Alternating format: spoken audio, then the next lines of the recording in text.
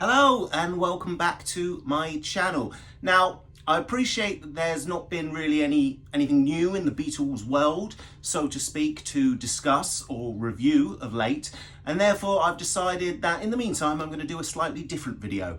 I'm going to rank and review my personal 5 favourite Beatles albums that I have contained in my own collection. So just to clarify, really what I mean by that is these are the 5 best sounding albums I own, and therefore this video review, if you will, is somewhat subjective. I'm by no means saying that these are the 5 best sounding Beatles records ever. They just so happen to be my 5 best from my collection, what I've personally managed to kind of get my hands on over the years. As always, any faults or feedback in the form of likes, if you could be so kind as to like this video, or even better, subscribe to my channel, then that would be much appreciated. 5. Right, so in at number 5. This is a bit of an odd choice, and may surprise a few of you, but I've gone for the Fame labelled version of a collection of Beatles oldies. Now, as you can see, I don't have the cover here. It was a bit mangled and bust up, but the record itself is in kind of perfect mint nick. I've got the album jacket up in a frame on the wall, which I'm sure you may have seen earlier on in the channel, but I've gone for this because I feel this is a really underrated collection of songs. And in fact, it slightly frustrates me when I listen to this, that this has been kind of ignored in terms of the Beatles canon. It came out in 1966 as a Christmas record because the Beatles didn't have anything new to give. And obviously it didn't really have anything new on it either, with the exception of Bad Boy. But I personally think, as it's a record that I listen to quite a lot, that it's a good collection of songs, and it does exactly what it says on the tin. A collection of Beatles oldies but goldies. And I actually enjoy the runtime of this album completely. Now, I've not heard this in any other format. I've only ever heard it on the Fame label, and I actually think it sounds really, really good.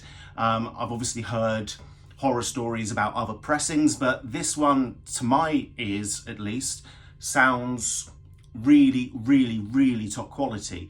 And it's a record I go back to a lot. I personally wish they would include it again, or they would re-release it maybe as a record store day release in a minor way. Maybe they only make so many copies and it comes out for record store day, something like that. And I would absolutely love that. But yeah, so in at number 5 for me personally, one of the best records I own, simply because of how often I listen to it, is a collection of Beatles oldies but goldies. 4. So in at number 4 is a record that I discussed in a lot more detail in a previous video, in a previous upload, and that is this copy of Help from 2017, and this is the D'Agostini version, as you can tell by the big shiny sticker in the corner. It does have some kind of variation in the text on the back. That's how you know it's different from the 2012. But I've gone for this copy of Help as my number 4, simply because it sounds fantastic. Now, the previous copy I owned, or I own, is the 2012, which to me sounds muddy. It just doesn't sound good. And this gives this album a lift. It gives it a punch. It's got more clarity. It's just so much more enjoyable to listen. In fact, it actually made me reconsider where I place this album in my personal Beatles ranking list, etc. Whatever. I'm going to do another one of those videos at some point soon. But yes, in at number 4 is the Beatles' Help, D'Agostini. Do check out some of those records because they sound phenomenal. 3. In at number 3 is an album I until recently didn't know that I needed in my life, and that is the Beatles' second album. Now, this is a mono copy. It came out last year. These are the Capitol albums from 1964, and this album, the reason I put it in my list is because it just works on so many levels. This is a rock and roll album fundamentally. Every track works so perfectly with one another, and it's such an exciting, enjoyable listen. To me, this is superior to Meet the Beatles, and in my mind now, it's superior to what I think is the quite sterile UK album with the Beatles, which I know is kind of sacrilege saying that, but I just much prefer this. There's a live feeling about the band when you listen to this album, and it is fantastic. It is one that I go back to again and again and get the same enjoyment from every time I listen to it. Of course, this is mono, it's analog, so it just sounds incredible, and certainly it's worth picking up.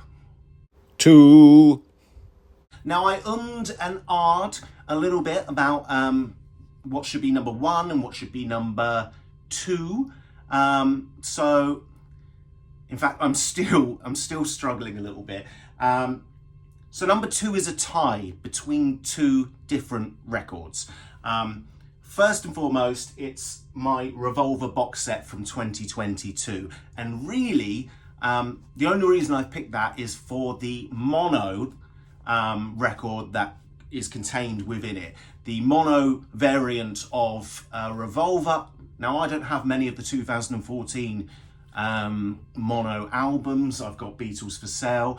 So having Revolver as well, this was just incredible. It was great to finally hear this album as nature intended, and I think that was worth picking up the box set. That was completely worth picking up the box set in itself, in its own right, and I'm glad I did. So it's a tie between that, Revolver, and yes, the Beatles' Yellow Submarine Songbook. Now,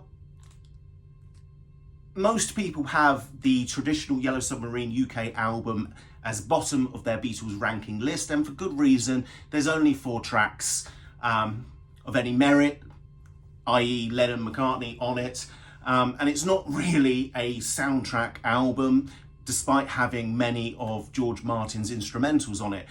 This, however, which was completely remixed and remastered for the first time, this was something that we could really get our teeth into. It contains all the songs from the Yellow Submarine film, and it's just incredible. Every track sounds brilliant, most notably Hey Bulldog and Nowhere Man. They just sound terrific. The mixing, the remastering, the kind of stereo footprint of this album just sounds absolutely incredible, and it is my go-to when I want to listen to anything Yellow Submarine related. So this is my joint number 2 with the Revolver mono record contained within the box set.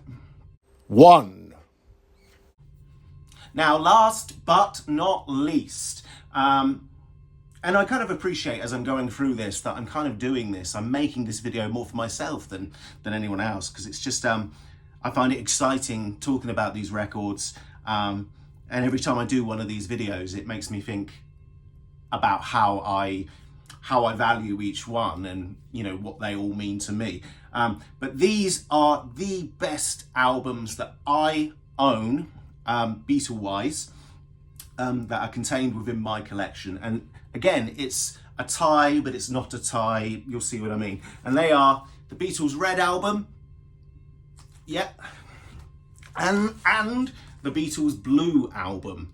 And these are both from 2014. These are the all analog stereo 2014 variants, and they are spectacular.